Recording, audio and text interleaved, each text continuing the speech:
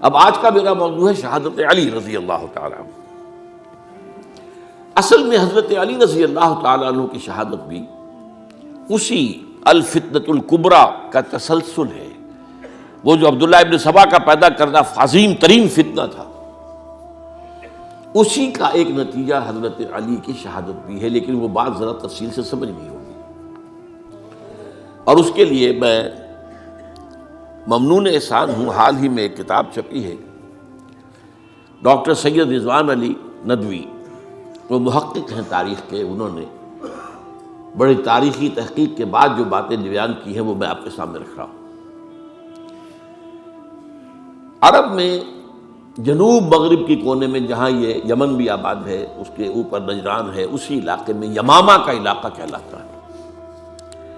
یہاں ایک قبیلہ آباد تھا، بنو تمیم۔ یہ جو لوگ تھے بڑے کرخت مزاج، جنگجو، اکھڑ، ضدی، اور جس بات کو ایک دفعہ مان لے اس پر اڑ جانے والے اور مر مٹنے والے۔ یہیں سے فتنہ پہلا اٹھا تھا، سب سے بڑا جو نئے جھوٹے نبی کھڑے ہوئے تھے ان میں سب سے بڑا تو مسیلمہ کذاب تھا، یہی تو علاقہ تھا، اور اس کے خلاف اس فتنے کی سرکوبی میں کتنے صحابہ، 1200 صحابہ ایک جنگ کے اندر شہید ہوئے، جن میں 500 جو ہیں وہ حفاظ تھے رضی اللہ تعالیٰ عنہ اجمعین۔ تو یہ لوگ جو یہ تھے بڑے زوردار تھے۔ اس قبیلے کے بارے میں حضرت عمر رضی اللہ تعالیٰ عنہ نے ایک بڑی عجیب حکمت عملی اختیار کی۔ ان کو وہاں سے اکھاڑ کر اور ایران کی سرحدوں پر آباد کر دیا، اب جہاں پر جہاد ہو رہا تھا، تاکہ ان کے اندر جو یہ جنگجوئی ہے یہ اب اس مقصد کے لیے استعمال ہو، اب وہ دارالاسلام کی توسیع کے مقصد کے لیے استعمال ہو، اور وہ ہوئی۔ حضرت عمر نے 2 چھاونیاں بنائی تھی رضی اللہ تعالیٰ عنہ، کوفہ اور بصرہ، کیونکہ ظاہر بات ہے کہ اب جو اسلام کا دائرہ پھیل رہا تھا اور اسلامی حکومت پھیل رہی تھی، اور زیادہ تر جو ہے مشرق کی طرف پھیل رہی تھی، ایران اور خراسان وغیرہ کی طرف، تو اب مدینے سے اس کا کنٹرول اتنا آسان نہیں تھا، فاصلہ تھا، تو چھاونیاں بنائیں تاکہ یہ اس سرحد کے اوپر یہ موجودہ مرکز رہے، یہاں فوجیں موجود رہیں، کہیں کوئی بغاوت ہو تو اس کو کچلنے کے لیے وہ قوت فوری طور پر دستیاب ہو سکے۔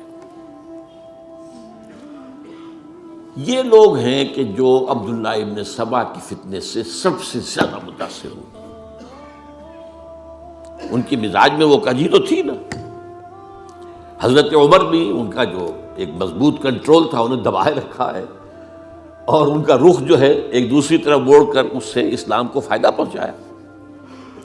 لیکن اس کے بعد جب فتنہ جو آیا یہ عبداللہ ابن سبا، تو سب سے بڑھ کر یہی لوگ اس کے ماننے والے، اور انہی میں سے وہ لوگ تھے جنہوں نے جانیں بھی دے دی ہیں، جنہیں حضرت علی نے زندہ جلایا ہے، اس لیے کہ وہ کہتے تھے کہ علی خدا ہے۔ اے علی تم خدا ہو، تم ہمیں آگ میں جلا رہے ہو، یہ تو تم ہمارا امتحان لے رہے ہو۔ وَلَنَبْلُوَنَّكُمْ بِشَيْءٍ مِّنَ الْخَوْفِ وَالْجُوعِ وَنَقْصٍ مِّنَ الْأَمْوَالِ وَالْأَنفُسِ وَالثَّمَرَاتِ۔ اب وہ اس آیت کو اپنے اوپر منطبق کر رہے ہیں۔ تو یہ جو کرخت لوگ تھے، انہوں نے در حقیقت جو ہے عبداللہ ابن سبا کے کردار میں سب سے بڑا رول پلے کیا، اور انہی کے ہاتھوں حضرت عثمان شہید ہوئے رضی اللہ تعالیٰ۔ اور اس کے بعد انہوں نے حضرت علی رضی اللہ تعالیٰ عنہ کو اپنے گھیرے میں لے لیا، کیونکہ انہی کی کثیر تعداد موجود تھی مدینے میں جب حضرت عثمان شہید ہوئے۔ اس کے بعد اب ظاہر بات ہے کہ کوئی نہ کوئی تو خلیفہ ہونا چاہیے تھا۔ حضرت طلحہ سے کہا گیا، انہوں نے معذرت کر لی، حضرت زبیر سے کہا گیا، انہوں نے معذرت کر لی۔ اب ظاہر بات ہے کہ حضرت علی آخر امت کو چھوڑا تو نہیں جا سکتا تھا بغیر امام کے، انہوں نے قبول کر لی، اگرچہ حضرت حسن روکتے رہے کہ ابا جان یہ ان لوگوں کی بیعت جو ہے آپ قبول نہ کیجیے۔ حضرت حسن تو ان میں سے ہیں جو حضرت عثمان کے دروازے پر کھڑے تھے پہرے دار کی حیثیت سے، حسن اور حسین رضی اللہ تعالیٰ عنہ، انہیں تو معلوم تھا فتنہ جو کون لوگ ہیں۔ اس کے بعد حضرت علی رضی اللہ تعالیٰ عنہ نے اسی حکمت سے، جس حکمت کے تحت حضرت عمر نے یہ چھاونیاں آباد کی تھی، دارالخلافہ بھی مدینے سے کوفہ منتقل کر دیا، تاکہ پورے عالم اسلام کو کنٹرول کیا جا سکے اس مرکز کے ساتھ۔ اس کا نتیجہ یہ نکلا کہ اب گویا کہ حضرت علی کے گرد ان لوگوں کا گھیراؤ مکمل، کوفے میں یہی تو آباد تھے، کوفی یہی تو تھے، حضرت عمر نے انہیں لا کے یہاں آباد کیا تھا۔ جب حضرت علی نے کوفے کو اپنا دارالخلافہ قرار دیا تو گویا کہ ان کا پھر عمل دخل بہت بڑھ گیا۔ ایک طریقے سے یہ کہا جا سکتا ہے کہ انہوں نے اب حضرت علی رضی اللہ تعالیٰ عنہ کو اپنے محاصرے میں لے لیا۔ چنانچہ جنگ جمل کے موقع پر یہ ہوا ہے کہ صلح ہو گئی تھی، حضرت عائشہ رضی اللہ تعالیٰ عنہ کے جو نمائندے تھے اور ادھر سے حضرت علی، صلح ہو گئی تھی، طے ہو گیا تھا کہ ہاں قاتلین عثمان کو جو ہے ان کو سزا دی جائے گی، قصاص لیا جائے گا حضرت عثمان کی قتل کا۔ لیکن ان لوگوں نے 10,000 آدمی کھڑے ہو گئے کوفے کے اندر، ہم سب قاتل ہیں عثمان کے، لوگ قصاص ہم سے اگر لے سکتے ہو، جس کے نتیجے میں اور انہوں نے جنگ شروع کر دی۔ اور جب جنگ شروع ہو جائے تو پھر اس کے بعد تو کوئی نہیں دیکھ سکتا کیوں شروع ہوئی، کیسے شروع ہوئی، کس نے شروع کی۔ اب تو یا مارو یا مرو، دو ہی باتیں ہوتی۔ 10,000 مسلمان ایک رات میں شہید ہوئے جنگ جمل میں۔ اب اس کے بعد حضرت علی رضی اللہ تعالیٰ عنہ کی خلافت جو ہے حضرت امیر معاویہ نے ماننے سے انکار کر دیا۔ جب تک قاتلین عثمان کو سزا نہیں دیتے ہم بیعت نہیں کریں گے۔ یہ نہیں کہ دعویٰ کیا ہو کہ میں خلافت کا حقدار ہوں، یہ نہیں، لیکن یہ کہ آپ کو ان کو سزا دینی چاہیے۔ اب یہ تھا وہ مخمصہ جس میں حضرت علی رضی اللہ تعالیٰ عنہ وہ فرماتے تھے تم میرا ساتھ دو تو میں ان قاتلین عثمان سے سزا جو ہے ان کو سزا دے سکتا۔ ادھر انہیں پتا تھا کہ میں سرنڈر کرتا ہوں تو مجھے علی تک تو پہنچنے کوئی نہیں دے گا، راستے میں ختم کر دیں گے رضی اللہ تعالیٰ عنہ۔ تو یہ پیچ تھا ایک جو ایسا پڑا ہے۔ اب اس میں جب حضرت معاویہ اور حضرت علی کے مابین فیصلہ کن جنگ ہوئی، جنگ صفین جسے کہتے ہیں، جس میں 70,000 مسلمان ایک دوسرے کی تلواروں، تیروں، نیزوں سے قتل ہوئے۔ اس موقع پر حضرت معاویہ کی طرف سے ایک آفر آئی، قرآن مجید کو نیزے پر اٹھا کر لوگوں نے کہا کہ یہ خون ریزی بند کر دو، ہم قرآن کا فیصلہ ماننے کو تیار ہیں۔ حضرت علی دیکھ رہے تھے کہ یہ اصل میں میری فتح کو شکست سے بدلنے کا پروگرام ہے، تقریباً فتح میری ہو چکی ہے، لیکن یہ جو طبقہ تھا یہ انہوں نے کہا نہیں بڑی ٹھیک بات کہہ رہے ہیں وہ، مانیے ان کی بات، جنگ بند کی۔ انہوں نے ہی یہی لوگ تھے جنہوں نے مجبور کیا حضرت علی کو کہ وہ تحکیم پر رضامند ہو جائے۔ اس کے بعد تحکیم میں جو معاملہ ہوا، حضرت علی حضرت عبداللہ ابن عباس کو اپنی طرف سے حکم بنانا چاہتے تھے، یہ اڑ گئے نہیں، یہ اڑ جانے والے لوگ، اور یہی اصل قوت تھے، وہاں ساری طاقت کوئی نہیں کی تھی۔ تو انہوں نے ابو موسیٰ اشعری کو اپنی طرف سے مقررہ، وہ بہت نرم خو آدمی تھے، انہیں بناؤ۔ بہرحال جو بھی بات طے ہوئی، اب تاریخ کی روایتوں میں اختلاف ہو سکتا ہے، کہا یہ جاتا ہے کہ طے تو یہ ہوا تھا حکمین کے مابین، ادھر سے ابو موسیٰ اشعری، ادھر سے عمرو بن العاص رضی اللہ تعالی عنہما، کہ آپ اپنے جو کلائنٹ ہیں حضرت علی آپ انہیں معزول کر دیجئے، میں معاویہ کو معزول کر دیتا ہوں، پھر جو ہے مسلمان فیصلہ کر لیں کسی اور کی عبادت۔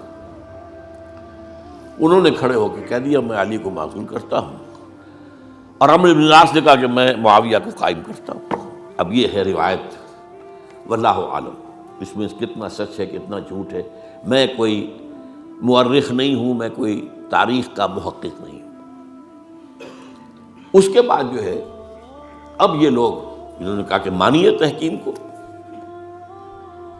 اور جب انہوں نے حضرت علی نے اس تحکیم کے فیصلے کو ماننے سے انکار کیا تو باغی ہو گئے،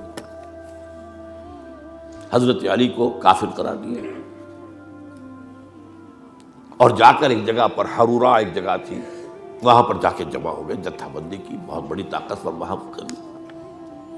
انہوں نے طے کیا کہ علی بھی کافر ہو گیا، معاویہ بھی کافر ہو گیا، عمرو بن العاص بھی کافر ہو گئے، سب کافر ہیں۔ حضرت علی کی طرف سے ایک گئے سفیر ان سے بات کرنے کے لیے، تو انہوں نے کہا تم ہی نے تو کہا تھا کہ تحکیم کو تسلیم کرو، کہ ہاں ہم نے گناہ کیا تھا، کفر کیا تھا، ہم توبہ کی ہم نے۔ اگر علی بھی مان لے کہ میں نے مان کر کفر کیا تھا، اب میں توبہ کرتا ہوں، تو ہم ان کی بات مان لیں گے۔ اب حضرت علی اس طرح کا جھوٹ کیسے بولتے ہیں؟ انہوں نے تو کوئی کفر نہیں کیا تھا۔ بہرحال انہوں نے پھر بھی نرمی برتی کہ دیکھو اگر تم کوئی خونریزی نہیں کرو گے، فساد نہیں مچاؤ گے، تو میں تمہیں کچھ نہیں کہوں گا۔ لیکن وہ اپنی ان شرارتوں سے بعد نہیں آئے۔ تو پھر تیسری جو بڑی جنگ ہوئی ہے ان جنگوں میں، جنگ نہروان کہلاتی ہے، حضرت علی کی جنگ خوارج کے ساتھ، جس میں 4000 خارجی جو ہیں وہ ختم ہوئے۔ اور یہ بات اب آپ نوٹ کر لیجئے کہ یہ لوگ جیسا کہ اکھڑ بھی تھے لیکن اپنی بات پر ڈٹ جانے والے تھے، لیکن ساتھ ہی دیندار بھی تھے، نمازی اور روزہ دار بھی تھے۔ یہ اس طرح کے لوگ نہیں تھے کہ جو فاسق اور فاجر ہو، بس یہ مزاج کا ایک ہے، جو بات دل میں بیٹھ گئی اڑ گئے۔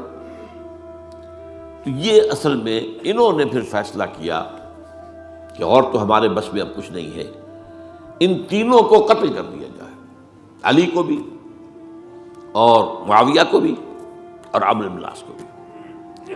تو ایک جگہ ان کی سازش ہوئی، 3 آدمی معین ہو گئے، ایک ہی وقت کا طے فیصلہ ہو گیا، فلاں تاریخ کو فجر کے وقت تم جاؤ، وہ تم کوفے کی جامع مسجد میں، جب علی نماز جماعت کرا رہے ہو خنجر مارو انہیں۔ اور یہ اس کا نام ابن ملجم تھا، خارجی، یہ وہی لوگ بنو تمیم کے لوگ۔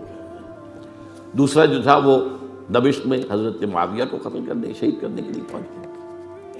تیسرا مصر پہنچ گیا حضرت عمرو بن العاص کو۔ اب یہ بات اللہ کی طرف سے ہے، یہ تو اس کی مشیت ہے، اس کا فیصلہ ہے۔ حضرت علی پر وار کارگر ہوا، اب شہید ہو گئے۔ حضرت معاویہ پر وہ وار ذرا اوچھا پڑا، زخمی تو ہوئے لیکن آپ کی جان بچ گئی۔ عمرو بن العاص اس روز مسجد میں کسی معذوری کی وجہ سے، عذر کی وجہ سے فجر میں آئی نہیں سکی، لہذا حضرت علی کی شہادت ہو گئی۔ اب یہ ہے اصل پس منظر، کن لوگوں نے کیا شہید، اصل میں وہ سمجھ لینے کی بات ہے۔ یہ خوارج نے شہید کیا، لیکن خوارج کا فتنہ سبائی فتنے ہی کا آف شوٹ ہے، اسی کے ذیل میں ہے، اسی کی ایک شاخ ہے، اسی کا ایک نتیجہ ہے۔ یہ خوارج جو ہے بعد میں بھی ان کی مسلسل جو ہے وہ جنگیں رہی ہیں۔ بہرحال اس صورتحال کو یہ سمجھ لیجئے کہ یہ خلفائے ثلاثہ رضی اللہ تعالی عنہ، حضرت عمر شہید، عثمان شہید، علی شہید۔ عجیب بات ہے کہ تینوں کا نام عین سے شروع ہوتا ہے، عمر عین سے، عثمان عین سے، علی عین سے، تینوں شہید ہوئے ہیں۔ لیکن یہ کہ یہ ہے تاریخی پس منظر۔